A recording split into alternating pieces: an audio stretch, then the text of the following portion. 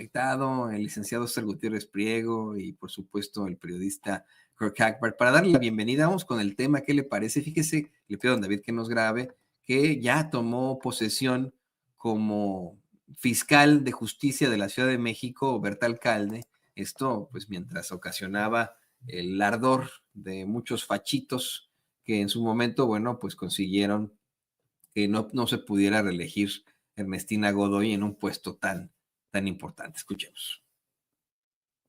Diputada presidenta, el resultado de la votación es el siguiente: 51 votos a favor, 15 votos en contra, 0 abstenciones. En consecuencia, se aprueba el dictamen que presenta la Comisión de Administración y Procuración de Justicia. Notifíquese a la ciudadana Berta María Alcalde Luján a efecto de que rinda protesta de ley ante el Pleno del Congreso de la Ciudad de México, tercera legislatura, y hágase de su conocimiento que a partir del 10 de enero tomará posesión administrativa del encargo. Protesto guardar y hacer guardar la Constitución Política de los Estados Unidos Mexicanos, la Constitución Política de la Ciudad de México y las leyes que de ellas emanen, y desempeñar leal y patrióticamente el cargo como titular de la Fiscalía General de Justicia de la Ciudad de México, mirando en todo por el bien y prosperidad de la Unión y de la ciudad. Y si así no lo hiciere, que el pueblo me lo demande. Bueno, pues Berta Alcalde Luján será la fiscal general de justicia durante 4 años, a partir del 10 de enero de 2025. Es elegida por 51 diputados locales de Morena, los aliados, incluso Movimiento Ciudadano y el PRI.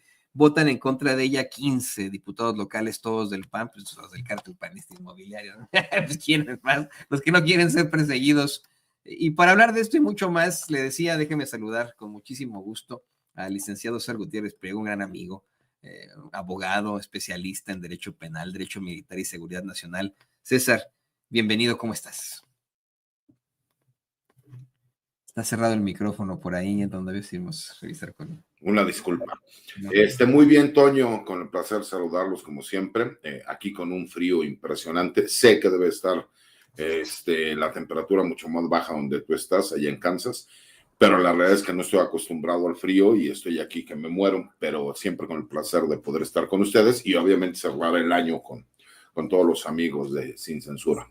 Ya vendrá la oportunidad en la que podamos visitar al periodista Kirk Hagbard ahí en Oaxaca y podamos hacer un programa desde Oaxaca. Hace un poquitito de frío en la ciudad de Oaxaca, un poquitito, no tanto como la ciudad de México o acá en Kansas City, pero está agradable. ¿No es así? Bienvenido también, querido Kurt, bienvenido a Sin Censura. Pues muchas gracias. Y miren, yo también tengo mi suéter aquí porque, vaya, es decir, hace frío en Oaxaca para nosotros, ¿no?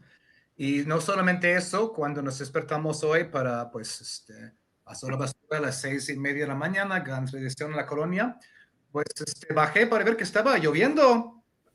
Normalmente no llueve en Oaxaca en Navidad. Entonces un día aquí de frío, lluvioso, chipi con mi cafecito aquí, pero listo para darle. Pues vamos a darle qué les parece. Un nombramiento muy importante. Una de las también caras más visibles del movimiento de la Cuarta Transformación, quien en algún momento fue también nominada para ser ministra de la Suprema Corte de Justicia de la Nación. Hoy se convierte en la fiscal general de justicia de la Ciudad de México, con pues una gran mayoría y votos en contra única y exclusivamente del PAN. Es lo que quería platicar. Comenzamos contigo, César.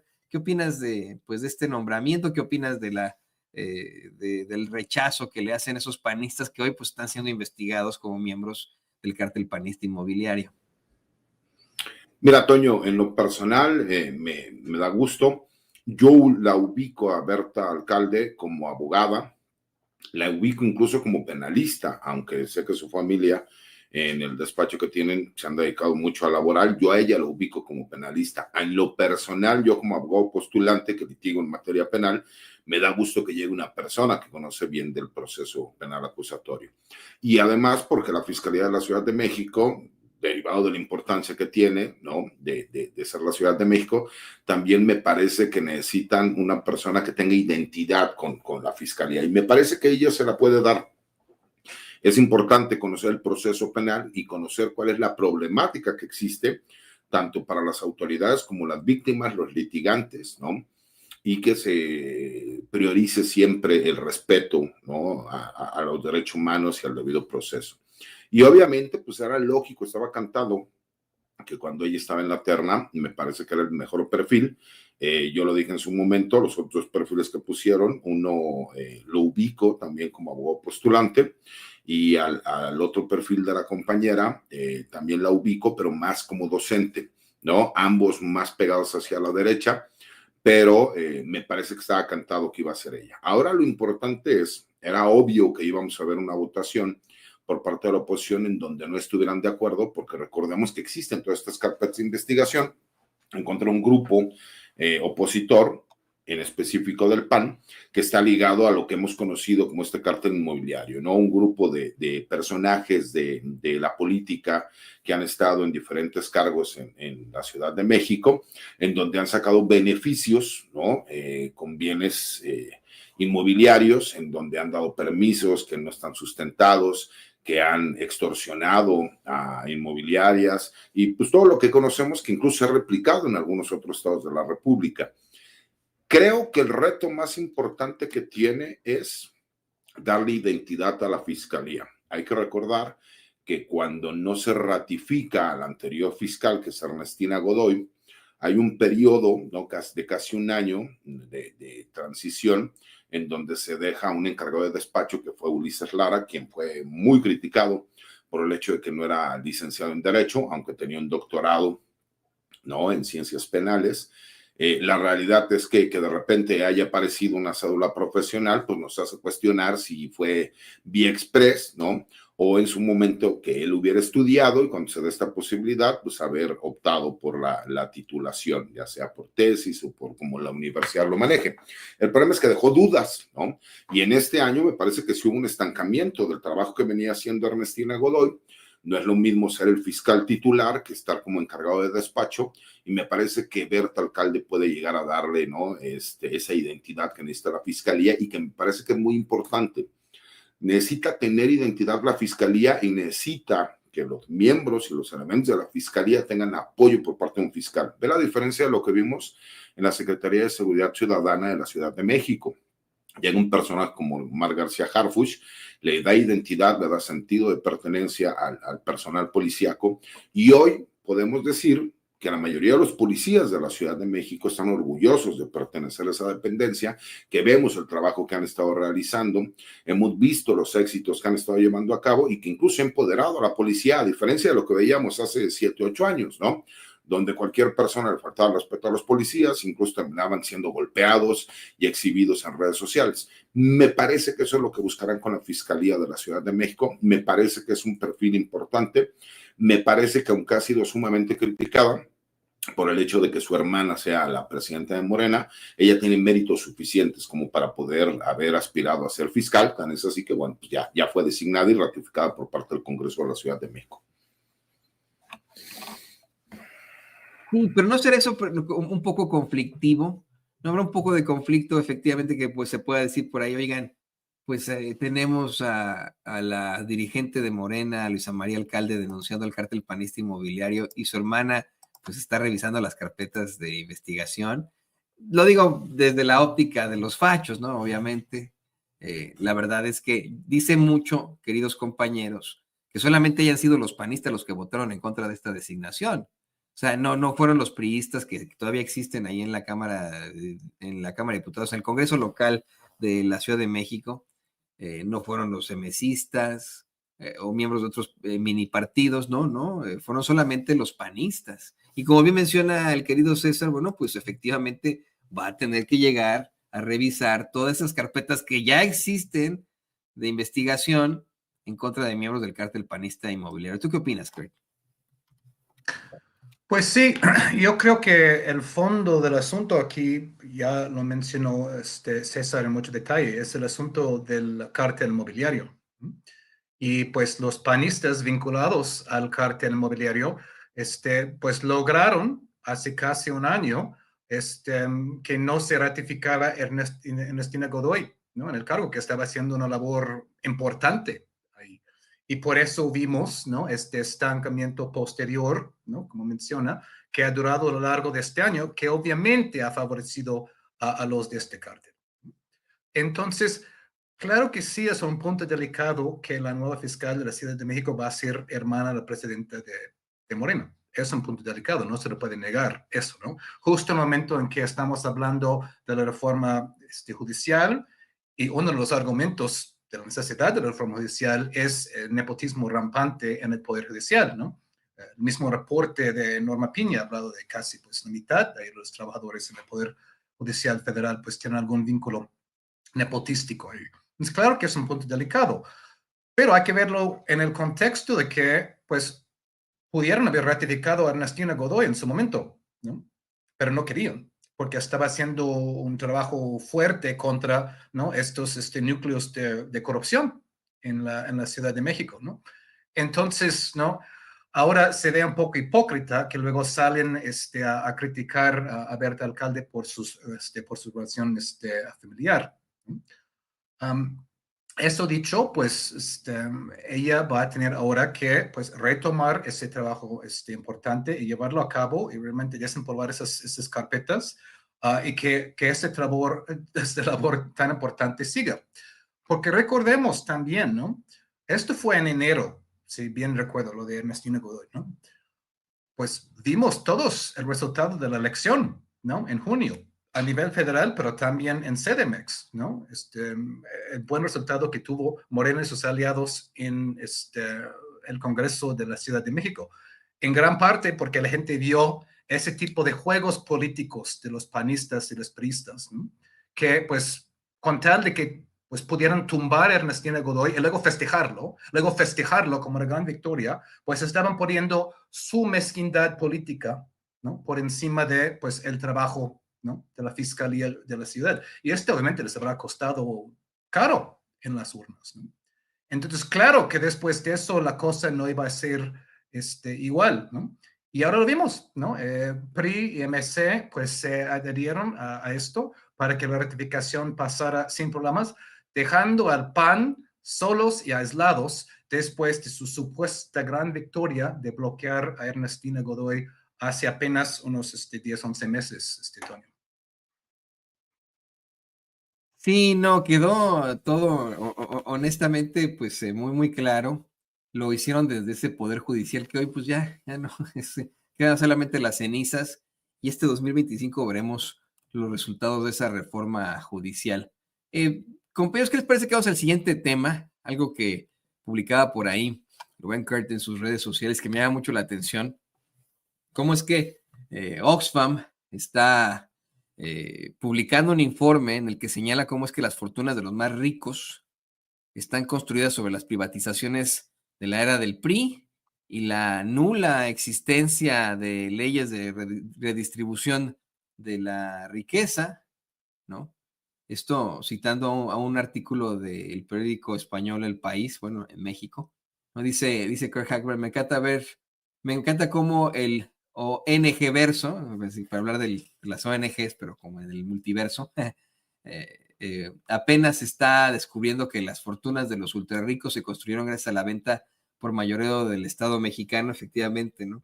Algo que fíjense, el expresidente López Obrador mencionaba una y otra vez en sus conferencias de prensa mañanera. Él salía a decir que a partir del sexenio de Carlos Salinas de Gortari fue que se da esta realidad de los súper ricos en México, que antes de eso solamente la familia Garza Sada, si no me equivoco, en México eran multimillonarios, tenían miles de millones de dólares, y que después del sexenio de Carlos Salinas de Gortari, bueno, aumentó a 30 el número de personajes o familias en la revista Forbes. Y bueno, efectivamente, pues hasta apenas ahora así lo pretenden los medios corporativos. ¿Qué opinas, César? Mira, Toño, me parece que el que se hayan tardado poco más de 30 años para hacer este reconocimiento, pues me parece que era más que obvio, ¿no? Y que obviamente, pues a lo mejor muchos de estos personajes que en su momento seguían ostentando poder, pues no se los permitían. Hay que recordar que en México, el que era dueño de la televisora como Televisa decía que él hacía televisión para jodidos, ¿no? Él quería entretener a las masas sin que se enteraran de qué es lo que pasaba. En estos tiempos que tenemos una sociedad mucho más politizada, que incluso cuestiona cualquier información que se le pueda dar y va al origen de la noticia, salvo aquellos días de los chats panistas, pues obviamente no puedes tapar el sol con un dedo. Todos sabemos qué fue lo que pasó en México. En México el gobierno tenía concesiones únicas que de repente cuando se le dan a particulares, que aparte se les regalaron, hay que recordarlo, ¿no? Porque fueron de risa los precios por los cuales supuestamente salieron a subasta pública. Pues lo que hizo Salinas en su momento fue allegarse de un grupo de empresarios para que, yo creo, no tengo las pruebas para demostrarlo, fueran sus prestanombres y terminaran siendo parte del negocio, ¿no? Recordemos cómo Carlos Slim se convierte en mega multimillonario, derivado de que les dan la concesión de Telmex, posteriormente sale Telcel, y así lo fueron haciendo, pero esto no es algo nuevo. A lo mejor en 10, 15, 20 años veremos que también publiquen que pues, en el sexenio de Peña Nieto, pues quisieron vender CFE, quisieron vender Pemex, y que llegaron a, pues obviamente, hechos que jamás pensamos que fueran posibles, porque siempre hemos pensado que Pemex es de los mexicanos, ¿no? Por lo menos así siempre nos lo vendieron desde que vino Lázaro Cárdenas, ¿no? Con la nacionalización del petróleo. Y pues nosotros siempre hemos pensado que Pemex es nuestro. Ahora nos damos cuenta de que la realidad es que a Pemex lo saquearon toda su vida y que incluso atrevieron a intentar venderlo. Pero pues esas narrativas que crean ciertos personajes, ¿no? De la comentocracia, políticos de oposición, que incluso ahora en este nuevo tema, ¿no? Cuando Estados Unidos nos viene a decir que quiere que los boinas verdes, para que la gente entienda, son las fuerzas especiales de los Estados Unidos, y como utilizan una boina verde, pues se les conoce como boinas verdes, ¿no? En México, por ejemplo, las fuerzas especiales en una boina negra, pues entonces serán boinas negras, para que la gente pueda entender la sutil diferencia. Ahora sí aplauden, critican la militarización supuestamente en México, pero aplauden el que supuestamente Fuerzas Armadas extranjeras puedan venir a México a hacer trabajo. Y esto es completamente claro, ¿no? Cuando nosotros vemos que estos grupos de empresarios que se aliaron, muchos de ellos para protegerse posteriormente con empresas transnacionales del extranjero, casi todas de Estados Unidos, pues fue con la intención de poder seguir teniendo el monopolio en México de todas estas actividades que los hicieron sumamente ricos. Obviamente, pues no había distribución de la riqueza porque no existían contrapesos, y cuando les dan la oportunidad de que hubiera contrapesos, todos estos supuestos órganos independientes lo que hacían era siempre favorecer a estas empresas. Esa es una realidad que nadie puede tapar por más que quieran crear una narrativa. Bien lo comentas tú, Toño, México es uno de los países más ricos del mundo, el problema es la distribución de la riqueza.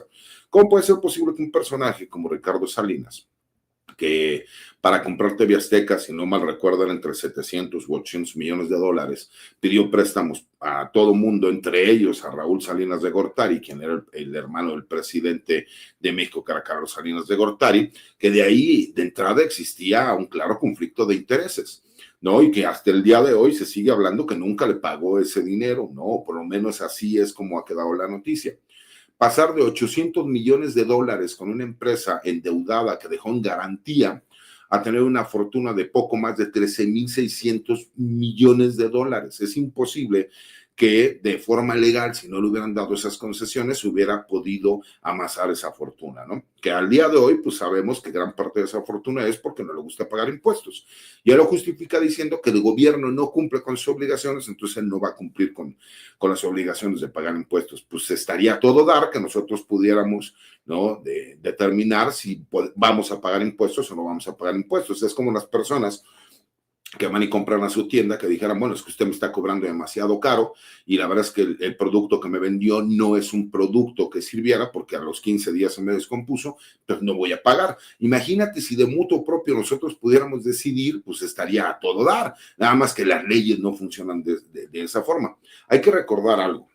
Las leyes, mi querido Toño, fueron creadas desde los tiempos de los romanos, lo que conocemos al día de hoy, ¿no? Como estas leyes que nosotros seguimos manejando al día de hoy, y que se creó el derecho civil para que los ricos, los poderosos y el gobierno le pudiera robar a los pobres, pero de forma legal, diciéndole, es que aquí la ley lo dice, entonces él te puede cobrar, él te puede vender, él te puede quitar porque tú no pagaste este crédito.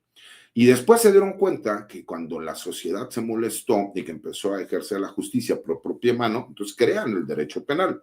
Y el derecho penal se crea para que el pobre no le pueda robar al rico y de forma legal le digan, es que tú robaste y como tú robaste, pues entonces te jodes, ¿no?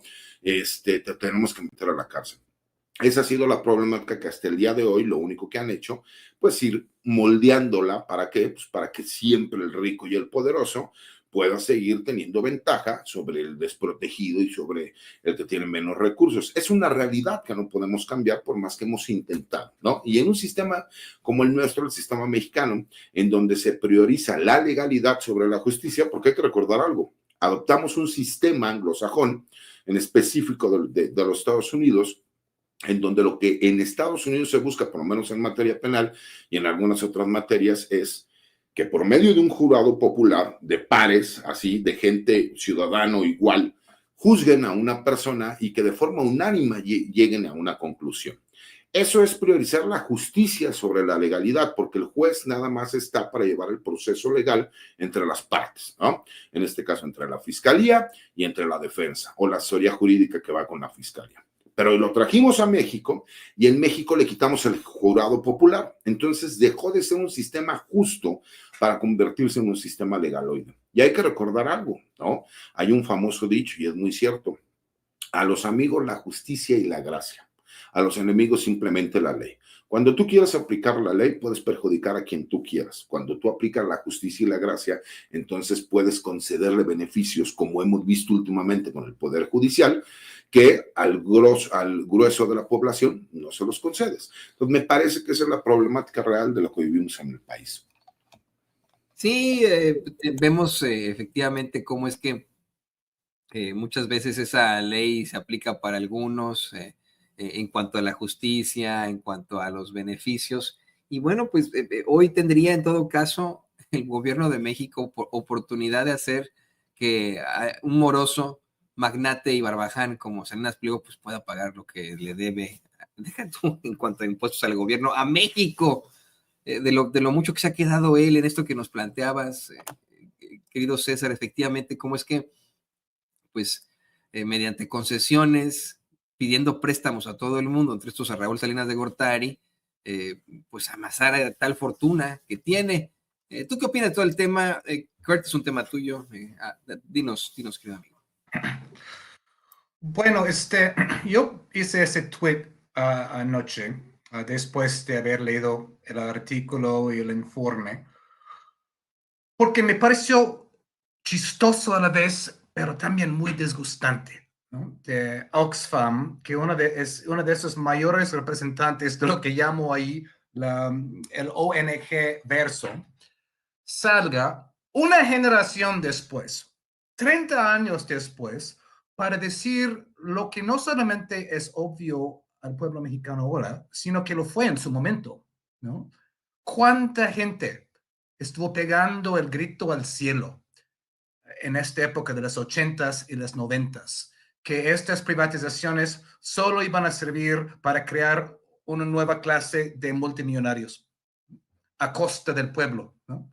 Cuando se estaban rematando teléfonos, cuando estaban rematando los bancos uno por uno a los amigos de Salinas, a las aerolíneas, a las minas, a Grupo México, ¿no?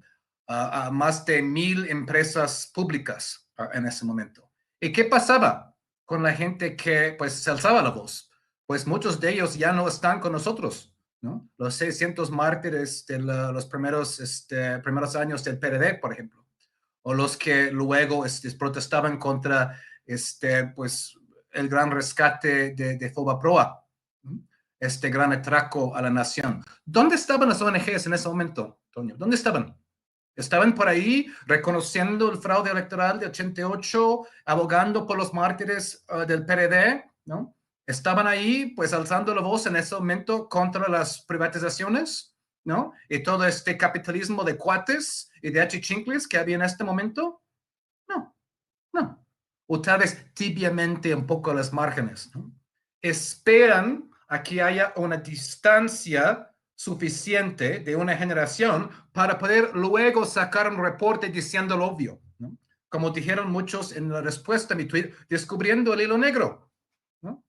Gracias por decirnos desde Londres que las privatizaciones empobrecían el pueblo y pues enriquecían a una nueva clase de multimillonarios con los que el pueblo mexicano ahora tiene que estar lidiando porque tienen muchísimo poder económico, ¿no? Gracias por decírnoslo. Muchas gracias. Genial, ¿no? Y hay que entender cómo funcionan esas ONGs, ¿no? Y por qué no estaban ahí alzando la voz en su momento y tomando la calle, ¿no? Porque ellos, desde sus grandes capitales cosmopolitas, pues cobran buenos salarios de todos los donativos que reciben de los mismos gobiernos que se encargan de, pues, mantener en una posición marginalizada y precaria a países como México y el sur global, ¿no? Los mantienen en su precariedad porque siempre han beneficiado de mano de obra barata, ¿no? Y recursos naturales baratos. Entonces, ellos son parte de un sistema mantenido por ellos, por gobiernos, por instituciones. Oxfam también recibe financiamiento de USAID, por ejemplo, ¿no? Y también, de manera perversa, los mismos ricos que han beneficiado de esas privatizaciones luego crean fundaciones, obviamente para, pues, limpiar impuestos, pero crean fundaciones para luego donar magnánimemente a esas mismas ONGs. ¿Tú crees que ellos van a estar en el momento criticando esos mecanismos? Lo hacen con la distancia del tiempo, ¿no? Y qué bueno que sacaron un reporte, fue un buen reporte. Hablaron de los multimillonarios en México, hablando de la necesidad de una reforma fiscal, hablando de la necesidad de mayores mecanismos de redistribución de la riqueza. Yo estoy a favor de eso. Claro que estoy a favor de eso. Pero lo que es, pues, disgustante, por decirlo menos, es que este mayor representante de las ONGs en el mundo salga a decirlo tanto tiempo después, ¿no? Justo en un tiempo cuando ya se ha desnudado, ¿no?, la función de muchas ONGs en fomentar revoluciones de colores en el mundo, ¿no? O pues ir avanzando intereses de la misma gente que ahora critican, ¿no? Ahora hemos visto el caso de Georgia recientemente, ¿no? Georgia, el país de Georgia aprobó una ley que las ONGs de proveniencia extranjera tienen que registrarse, tienen que ponerse en un registro de ONGs extranjeras para que se sepan cuál es su proveniencia. Oh, pecado mayor, ¿no? La Unión Europea casi pues tiene una crisis cardíaca y la misma presidenta de Georgia casi está pidiendo una intervención en su país por este crimen mayor de obligar a las ONGs de proveniencia extranjera a ponerse en el registro para que la gente sepa de dónde vienen y cuál es su financiamiento. Así, el grado de importancia de las ONGs, ¿no?, en todo este aparato internacional que mencioné. Hay ONGs que hacen buen trabajo, nadie lo niega, pero también hay muchísimos ONGs que tienen papeles muy nefastos, avanzando propaganda e intereses, ¿no?, de manera velada y supuestamente imparcial y objetiva. Y pues todo país soberano tiene el derecho de saber cuáles son sus organizaciones y quiénes están atrás y qué están haciendo. Y luego, bueno, con el pasar del tiempo no son tontos, con tal de mejorar su imagen y darse lavada de imagen, pues sacan reportes diciendo que, ay, bueno, las privatizaciones fueron malas. Ok, bueno, gracias. Y ahora hay muchos multimillonarios con mucho dinero, ¿no? Y que Carlos Slim tiene, solo Carlos Slim tiene, pues, más dinero que una cuarta parte de los mexicanos. Sí, gracias. Gracias. ¿Dónde estaban en su momento? Y, pues, ¿qué están haciendo desde ese entonces para combatir eso, ¿no? O cualquier gobierno que ha intentado hacer algo para remediarlo, ¿no? Entonces, esto es lo que quise señalar, Toño, la hipocresía del discurso, usando un poco este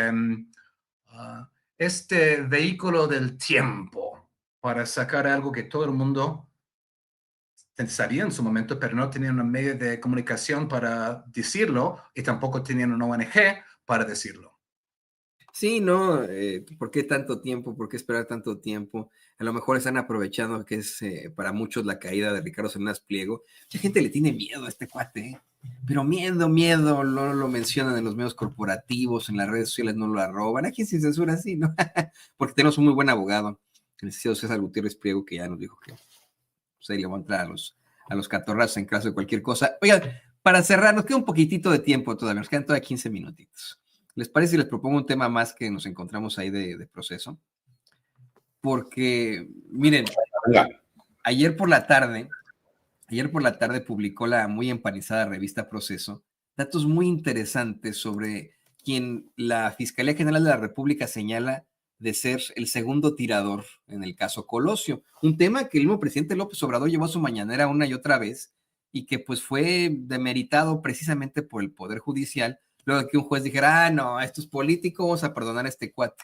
Pero fíjense, la hoy muy empanizada revista Proceso, con Arturo Rodríguez García, que es el periodista que redacta esta nota, que hace esta investigación, revela que este segundo tirador contra Colosio, además de ser un agente del CISEN, haber tenido, según ellos, ¿no?, ligas con la Cuarta Transformación, con los Arellano, claro, ¿no?, es parte del golpeteo, pero hablan de, pues, de alguna otra forma, la cercanía que tuvo en ciertos cuerpos de seguridad. Dice Arturo Rodríguez García, al menos 20 años después del asesinato de Luis Donaldo Colosio Murrieta, candidato del PRI a la presidencia, el agente del hoy extinto Centro de Investigación y Seguridad Nacional, Jorge Antonio Sánchez Ortega, estuvo activo en ese cuerpo de seguridad y realizando tareas siempre bajo la fachada, escuche esto, de reportero.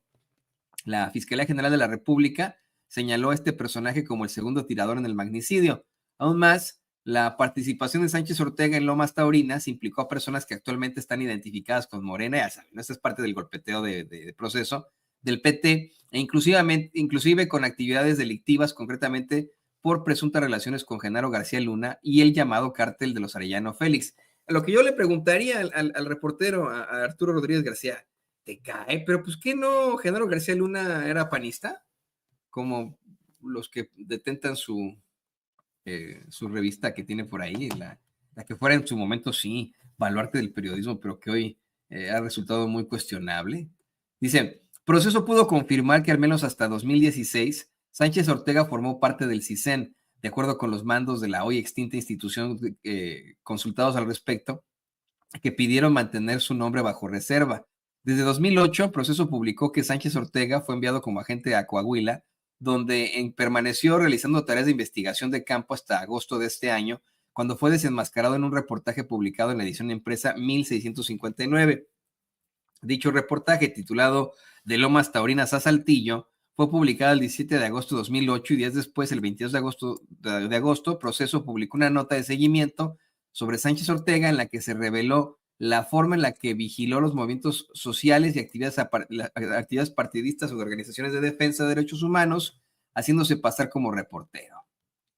Entre quienes fueron investigados y vigilados por el entonces agente del CISEN, destaca el exgobernador Humberto Moreira y su hermano, entonces líder del PRI estatal, y hoy diputado federal Rubén Moreira, el obispo Raúl Vera López. Asimismo, durante muchos meses logró obtener datos personales y ganarse la confianza, siempre como reportero de las viudas de los mineros fallecidos en Pasta de Conchos. Y perdón, compañeros, pero todos los datos que está presentando este periodista, este señor, Arturo Rodríguez García, pues son datos sobre vínculos al gobierno de Peña. En todo caso, pues si estuvo hasta 2016, era todavía durante el gobierno de Peña.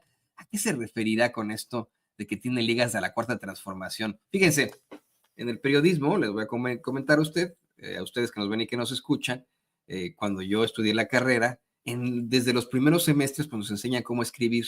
Y en un artículo se tiene que, en el primer párrafo, se tiene que consignar lo más importante de lo más importante. El qué, cómo, cuándo, dónde y por qué. Se supone que en ese primer párrafo del artículo uno tiene que hablar de absolutamente todo lo que tiene que ver con la nota, dar a conocer la información en la llamada pirámide invertida.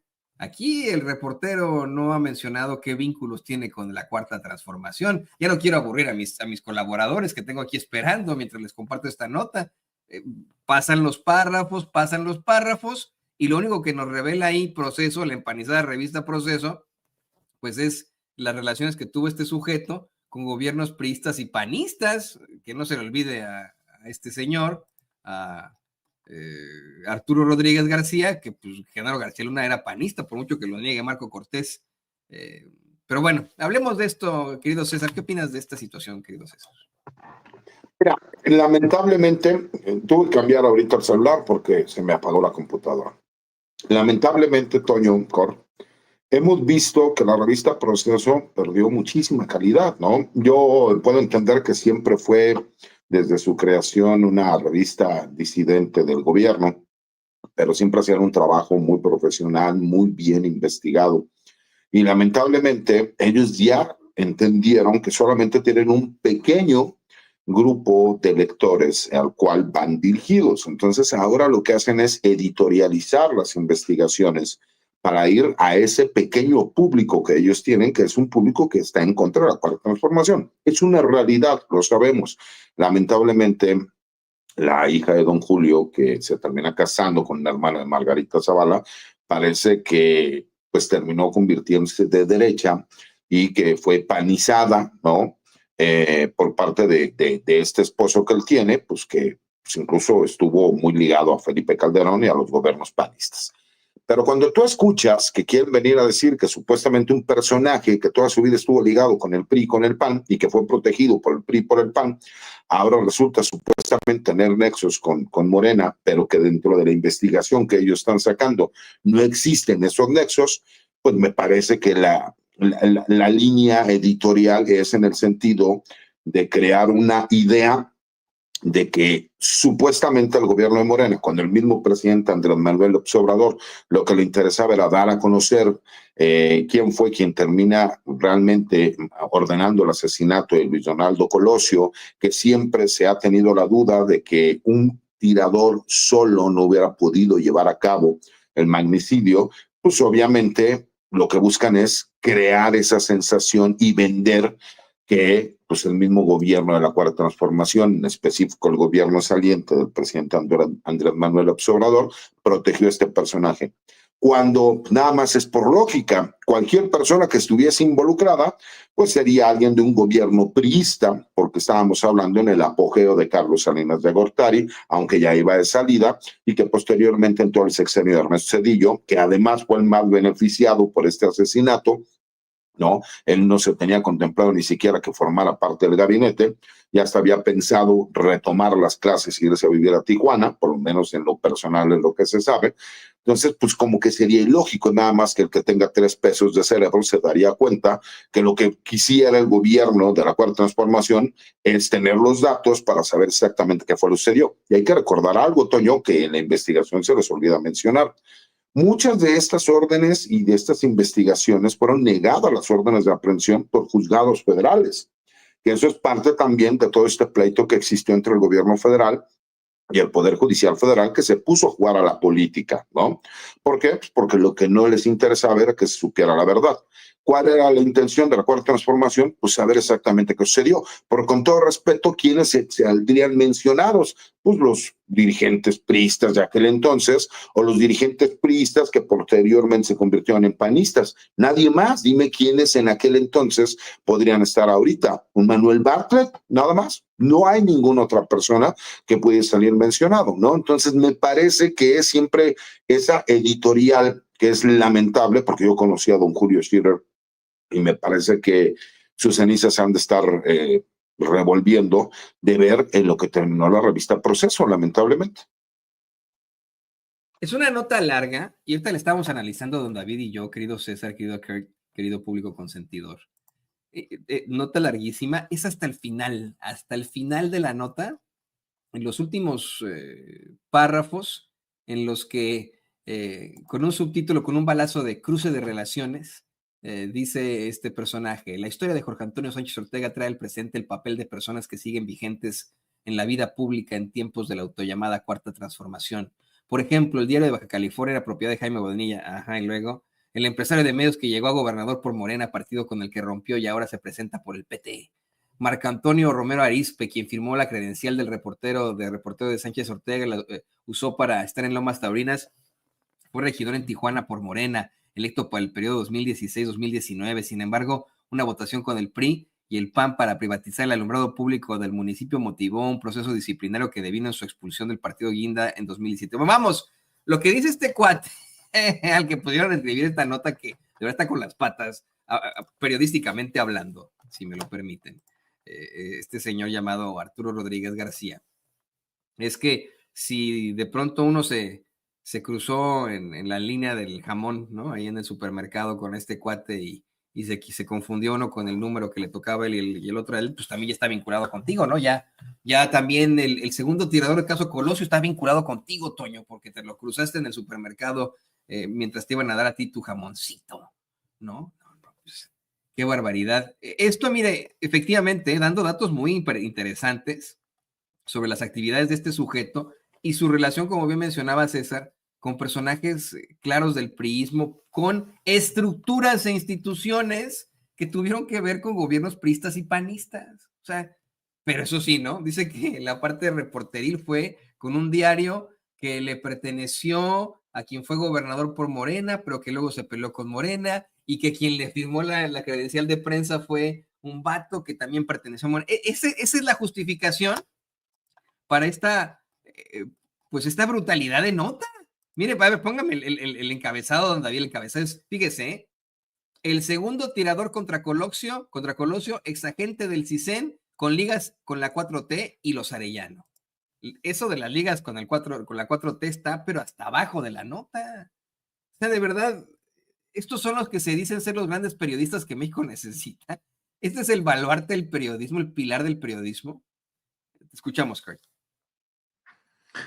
Sí, Tony, yo creo que es un excelente ejemplo de lo que se están refiriendo cuando hablan de la posverdad, ¿no? Que el asunto hoy en día, en este día de redes sociales y de granjas de bots y de trolls, no es de comprobar algo, ¿no? Que además es muy costoso y laborioso y requiere una gran ética periodística, ¿no?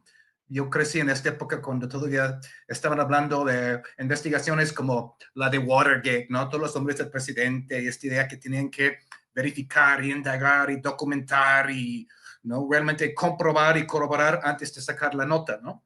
Vaya, es un poco idealizado el asunto que, pues, nunca ha sido tanto así. Pero en cierto periodismo de hace tiempo, pues, había todavía algo de cierto que no vamos a sacar la nota hasta de corroborar algo, sobre todo si se trata de una acusación tan fuerte, ¿no? Más fuerte es la acusación, más alta es la barra para tener algo para comprobarlo, si no realmente es calumniatorio, ¿no? Lo vimos, por ejemplo, en el asunto de que salió hace casi exactamente un año, todos esos supuestos vínculos entre la campaña de López Obrador y el narcotráfico, ¿no? Basado resultó ser nada, ¿no? Sacaron artículos en ProPublica, en Deutsche Welle, en Inside Crime, y luego New York Times, cuestionando los supuestos vínculos entre el narco y las campañas de AMLO de 2006 hasta 2018, de manera sumamente irresponsable, sin nada que comprobarlo más que filtraciones de la DEA, ¿no? Y algunas posibles, alguien dijo algo de alguien más que había dicho algo, que supuestamente había videos de los familiares de López Obrador muy fuertes. Nunca sacaron tal cosa, es decir, nunca. ¿Dónde están esos videos que mencionaron en New York Times hace un año, ¿no? Pero no era importante, es decir, para ellos comprobar, ¿no? La idea era golpear y a través de esto crear una percepción en redes, ¿no? A través de narco AMLO, narco Claudia, narco Morena, narco eso, narco el otro. Exactamente lo mismo que habían hecho con Evo Morales en su momento, con casi el mismo idéntico hashtag, porque es de manual eso, ¿no? Y hasta ahora, los opositores al 4T en redes dicen, ay, narco eso, narco el otro. porque pues ya tragaron la posverdad ahí.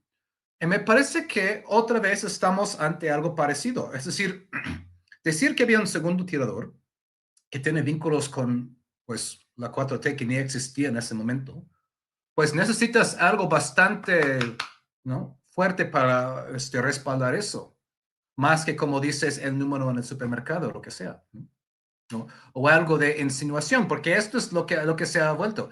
El periodismo de investigación se ha vuelto un periodismo de insinuación, ¿no? Porque fulano conoce a fulana, ¡ajá! Ya tenemos la pistola humeante. O porque fulana conoce a fulano, ¡ajá! Sí, pero vaya, necesitas más que eso, ¿eh?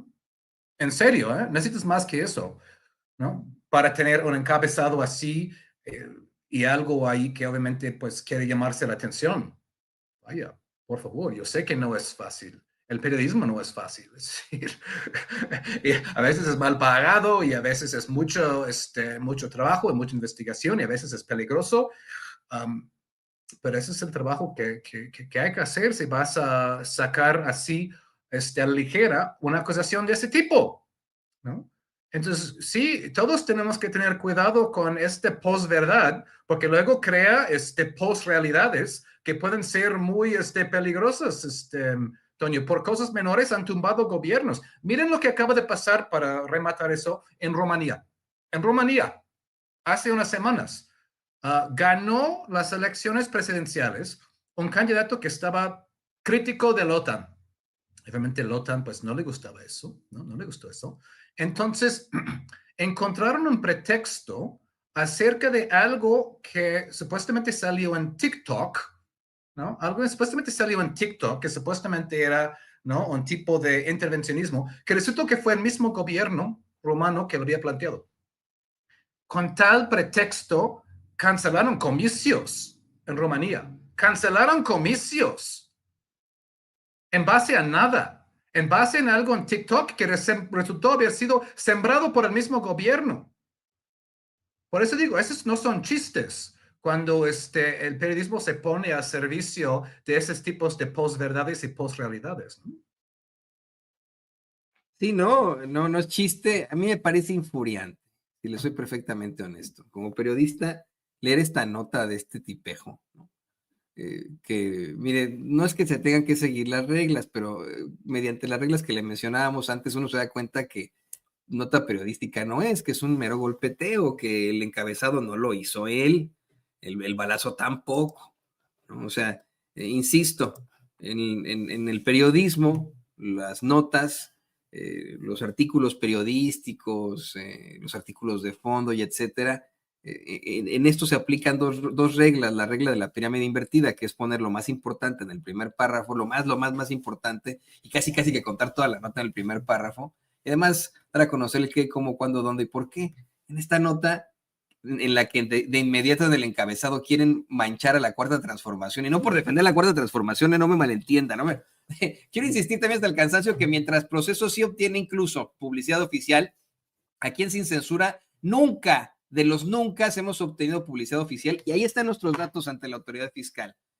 Podemos efectivamente tener algún tipo de, podemos congeniar con la Cuarta Transformación, pero esto es ideológico, meramente ideológico, no tiene nada que ver, y se vale en el periodismo, para eso están las columnas, para eso están los editoriales, para eso están los análisis políticos. Pero fíjese, inmediatamente en el encabezado quieren manchar a la Cuarta Transformación al vincularlos a la de a huevo, pero así como con calzador, con el caso Colosio. Y la justificación llega hasta el final del artículo, pero hasta el final, mira, bájale, donde más,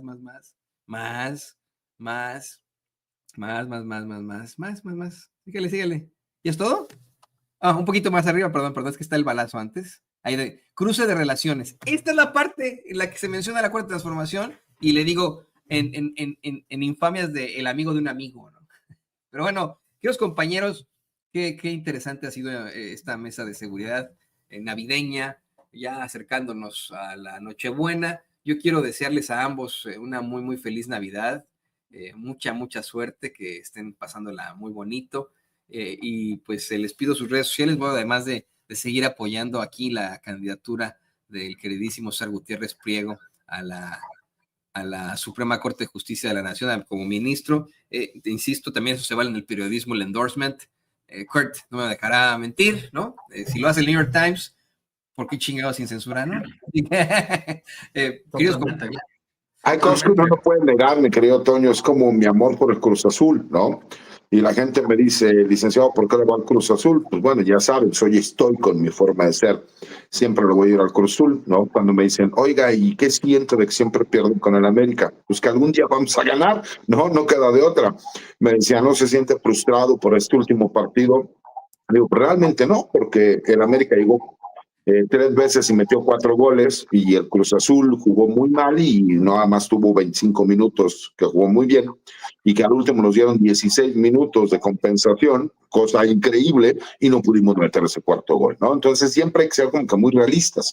Yo, mi querido Toño, quiero agradecerte a ti, mandarte un fuerte abrazo, a Kurt, que no lo conocía y que ha sido un placer estar con él, a Ceci, a todas las personas que forman parte de Sin Censura, a Vicente Serrano, que es un gran amigo, a todos los colaboradores, a las personas que nos ven y que nos muestran su cariño en persona, en las redes sociales. Les agradezco mucho, incluso también a los detractores, porque eso significa que algo debemos estar haciendo bien para que se tomen el tiempo de querer atacarnos o injuriarnos.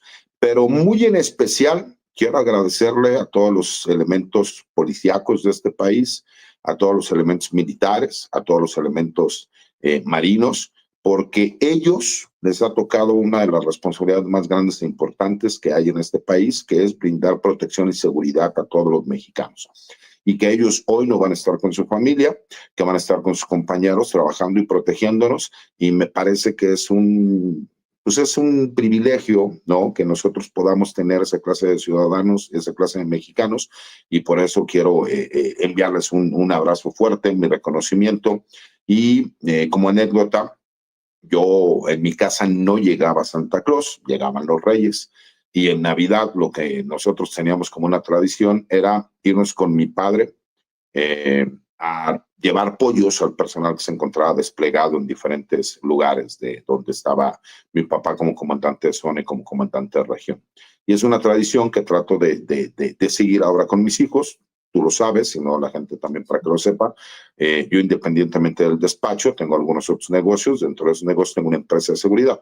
Y lo que yo hago con mis hijos es no ceno en Navidad el 24, sino que lo hacemos el 25, porque el 24 nos vamos a visitar los diferentes servicios, tratamos de estar ahí con los muchachos, regalamos algunos pollos, platicamos con ellos, nos comemos algún taco, y así estamos, ¿no? Hasta que mis hijos ya el cansancio los vence, y estamos toda la noche tratando de hacerlo, porque eso me hizo a mí entender y humanizar, ¿no?, lo que tiene que vivir el personal. Y aunque nunca he estado a los niveles de mi señor padre, por lo menos en mi pequeño mundo trato de hacerlo para que mis hijos entiendan y comprendan también el trabajo que hacen los demás. Entonces, un abrazo, mi querido Toño, a todas las personas que nos ven, a Kurt, a Ceci, y feliz Navidad, y obviamente que el próximo año haya mucha salud y que estemos en compañía de nuestros seres queridos, porque lo demás nos encargamos nosotros. Qué buen gesto, esto de llevarle al personal unos ricos pollos hoy en este día de Navidad. Y pues por supuesto que uno lo puede replicar, ¿eh? Usted puede replicar lo que hace el buen César con su familia, con sus hijitos, puede llevarle comida a quien más lo necesita o a gente que esté trabajando ahora en la Navidad. O sea, si me llega ahorita, por ejemplo, un rico pollito, pues sí me lo voy a echar aquí en Sin Censura con don David y con doña Ceci.